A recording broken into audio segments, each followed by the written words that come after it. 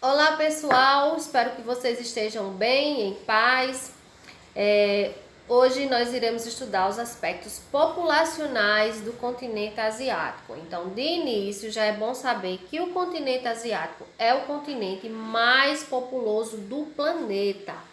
Então, ele tem aí aproximadamente 4,4 bilhões de habitantes. É muita gente. Isso equivale a aproximadamente 60% de toda a população da Terra. Tá? E os países mais populosos do continente asiático são a China, com 1,4 bilhões de habitantes aproximadamente. Depois vem a Índia, já chegando bem próximo, né? A população da Índia vai ultrapassar a população chinesa nos próximos anos, já está chegando aí também a 1,4 bilhões de habitantes. Nós temos também a Indonésia, com 278 milhões de habitantes, e o Paquistão, com 227 milhões de habitantes. E essa população tão numerosa, ela não está bem distribuída pelo espaço geográfico asiático.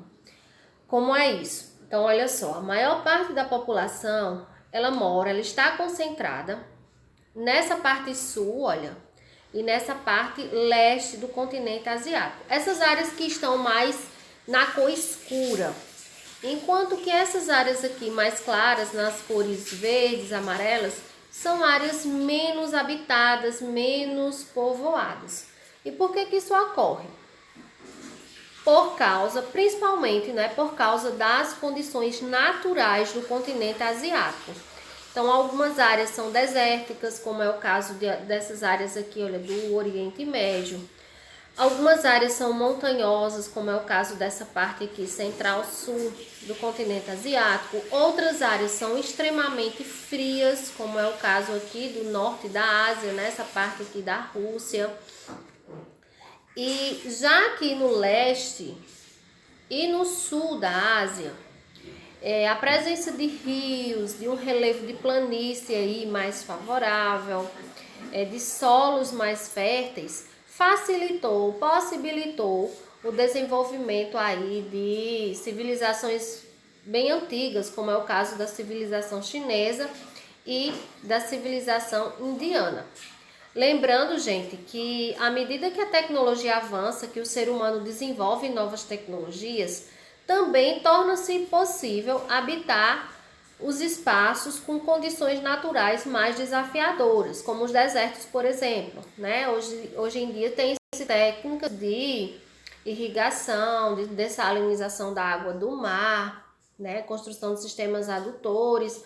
Então, torna-se possível também habitar as áreas aí mais desafiadoras. Então, o que explica, na verdade, essa concentração maior de pessoas no sul e no leste são fatores naturais, principalmente, mas também fatores históricos e econômicos, ok? Vamos falar um pouquinho agora da urbanização do continente asiático. Olha só, a maior parte da população asiática ainda mora no campo, ou seja, na zona rural, trabalhando aí no setor primário, né? Agricultura, criação de animais, pastoreio. Porém, e um porém bem grande aí, essa situação vem mudando nas últimas décadas. Na verdade, isso é um padrão mundial.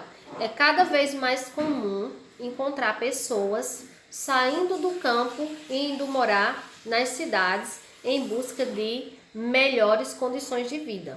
Não é à toa que as cidades asiáticas, por exemplo, têm crescido de forma muito rápida, muito acelerada.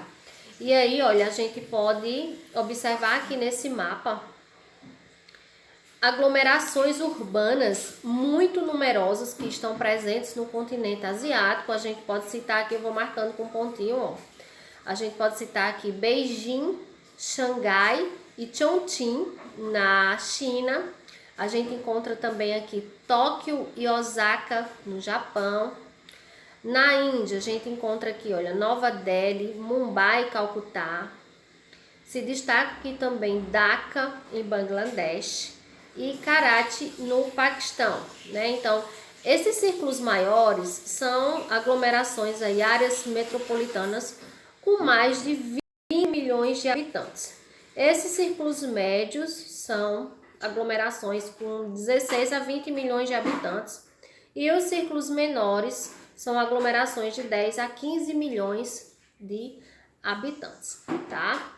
E aí uma característica bem marcante do processo de urbanização, ou seja, do crescimento das cidades asiáticas, principalmente das cidades localizadas em países mais pobres, em países subdesenvolvidos, é o rápido crescimento, um crescimento muito acelerado e a precariedade das condições de vida, né? Então, é muito comum encontrar moradias precárias em bairros periféricos, onde não há saneamento básico, onde existem problemas com a questão do planejamento urbano, problemas com acesso à água potável, né, problemas com violência, com transporte público de qualidade que falta, enfim.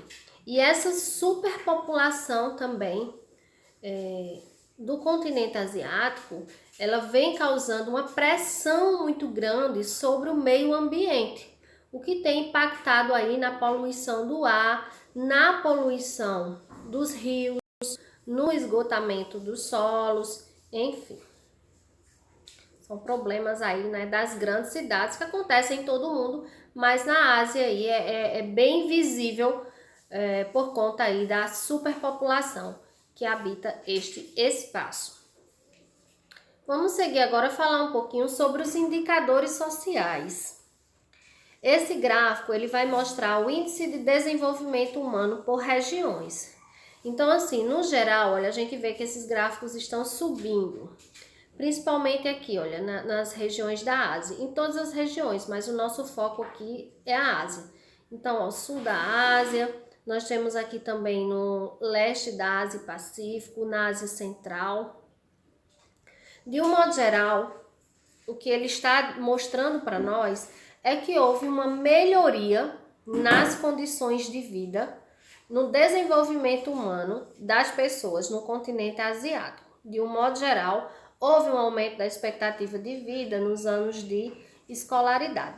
Porém, a gente precisa entender que esse não é um processo homogêneo, igual em todos os países. Então, essa tabela aqui, olha, ela pega alguns países, né, amostra por amostragem aí, seleciona alguns países para mostrar pra gente que é um processo desigual. Em alguns, as condições de vida têm melhorado, mas como é o caso dos países emergentes em desenvolvimento, como China, Coreia do Sul, Tailândia, Hong Kong, na China, né, também, enfim. E também nos países produtores de petróleo, essas condições têm melhorado de forma mais visível, né, como é o caso de Omã, de Catar, dos Emirados Árabes, enfim. Já em outros, as condições têm melhorado, mas nem tanto. Então, vejamos aqui essa tabela. Olha só. Países aí como Hong Kong, né, na China, Singapura, Japão e Catar, eles apresentam um desenvolvimento humano muito elevado. Então, expectativa de vida alta aí, né, uma média de 83, 84 anos, com mais ou menos 16 anos de escolaridade da população, 16, 15. Já o Irã e a China já cai um pouco, né? Tem um desenvolvimento humano elevado. Índia e Paquistão também já cai um pouco comparado aos outros, tem um desenvolvimento humano médio. E temos aqui também, olha, Síria, Afeganistão e Iêmen, com desenvolvimento humano baixo. No caso desses países aqui, eles sofreram ou ainda sofrem com processos de conflitos, de guerras, que impactaram aí no desenvolvimento econômico e social de suas populações, tá? Então, é importante saber que houve uma melhora nos indicadores, no entanto, é um processo bastante desigual. Desigual entre os países e desigual dentro dos países, ok, gente? Por hoje é só. Tem uma atividade aqui na descrição do vídeo para que vocês possam praticar. Então, se tiver alguma dúvida, deixa nos comentários que eu vou estar interagindo com vocês. Um abraço e bons estudos!